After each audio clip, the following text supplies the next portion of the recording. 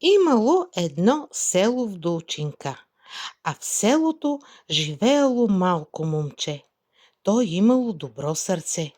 Ще го срещне стар човек, ще му каже: „Помогни ми малко, юначе, тежи ми чувалът с картофи.“ Нарамвало момчето чувала та до къщата на човека. „Благодаря ти, голям да пораснеш“, казвал му стария човек, а момчето що да види? Ризата му тясна, панталоните му къси. Един ден хората се връщали от полето с кола претоварена с снопи. Рукнал дъжд, потекли потоци, пътят омекнал и колелата затънали до главините. „Хей, юначе, помогни ни!“ рекли му хората. Нагазило момчето в калния път, хванало колата, вдигнало я и я преместило на сухо. „Брей!“ забрейкали хората. „Такъв юнак не сме виждали. Цяла кола с снопи да вдигне.“ Разчуло се за това из селото и всеки вика юнака за помощ. Живеел в село и един крив дядо. Никой не можел да му угоди. Цял ден седял на прага си, цял ден проклинал майсторите, дето му вдигнали къщата не така, а онака. Минал юнакът край него, казал му: „Добър ден, крив дядо. Добър за теб, лош за мен. Иде ми да се тръщна, да се пукна, да напукнат майсторите, дето ми направиха къщата не така, а онака.“ „Хайде, не жали, крив дядо, 2 пъти си помисли, 1 път ми речи. Каквото поискаш, къщата така ще я имаш.“ Още юнакът не изрекал и крив дядо скочил. „Така я искам.“ Вдигнал юнакът къщата и така е сложил.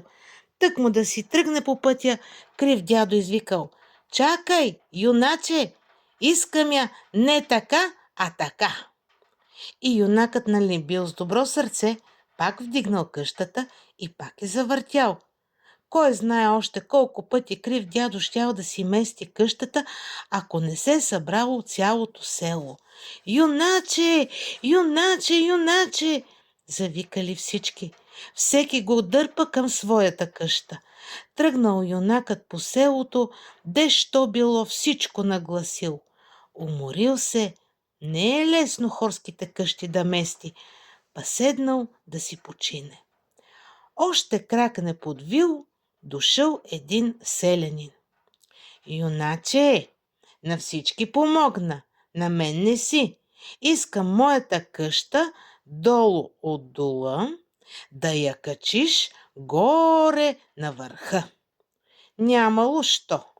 Юнакът нарамил каштурката и отдолу в дула, горе на върха. Закрепил да не се катурнат от ветровете и погледнал от върха. Ширнал се свят пред очите му. Реки блестят, гори шумят, от ливадите се носи дъх на маргаритки. Както гледал юнакът, така тръгнал. Върви той, а славата му все пред него тичала и викала, колкото и глас държи: „Хей, хора! След мен иде голям юнак! Кой каквото има да иска, сега ще го поиска!“ И ето, насреща му идват 300 селяни.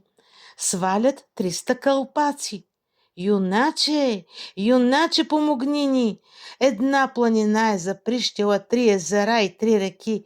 Житото ни изсъхна.“ Погледнал юнака към планината, помислил си: „Кола с снопи съм вдигал, къщи съм премествал, ама цяла планина…“ Нали му било добро сърцето, решил да опита. Хванал планината от тук, подхванал я от там. 300 селяни оставили 300 си кълпаци. Помогнали му. Юнакът вдигнал планината на едното си рамо.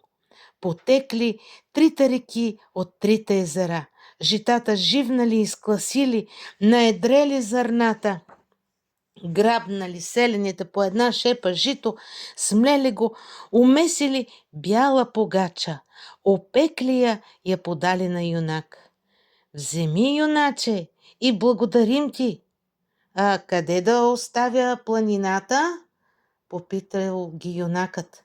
По-нататък, юначе, по-нататък. Тръгнал юнакът, а планината му тежи, ще го смачка. Носила 100 крачки на едното рамо и 100 крачки на другото. Минал житата, стигнал до градините. Добре дошъл, юначе! Отдалече те гледаме, отдавна те чакаме, посрещнали го градинарите. Защо ме чакате, добри хора? Виждаш ли тая планина? Слънцето ни закрива, дърветата нито цвят цъфтят, нито плод дават. Погледнал юнака, планина като планина, ама той вече не се страхувал от планините, грабнал и нея, та на другото рамо.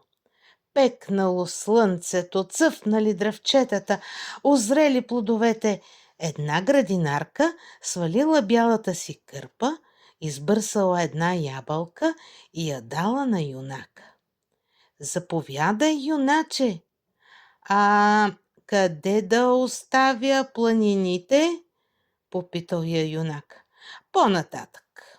По-нататък, юначе, казала му градинарката. Тръгнал юнакът с двете планини, вървял, но къде да остави двете планини? От едната му страна ниви, от другата страна градини. И по едно време стигнал до равно поле. Тук ще ги оставя, рекал си той, да почина малко. И към него тичали майстори и работници. Хей, юначе, моля ти се, не оставай планините, тук град ще градим. Добре, казал юнакът и пак ги нарамил. Тръгнал да си върви. Юначе, почакай, ние искаме да направим голям град. За чудо и приказ. Можеш ли да вдигнеш, и тази планина да стане по-широко полето? За вдигане ще я вдигна, ама къде ще я сложа? Сам се попитал юнака, а на майсторите и работниците рекал. Ще опитам. Напрегнал мускули, вдигнал планината и я сложил върху двете планини. А дето била там планина, бликнал извор.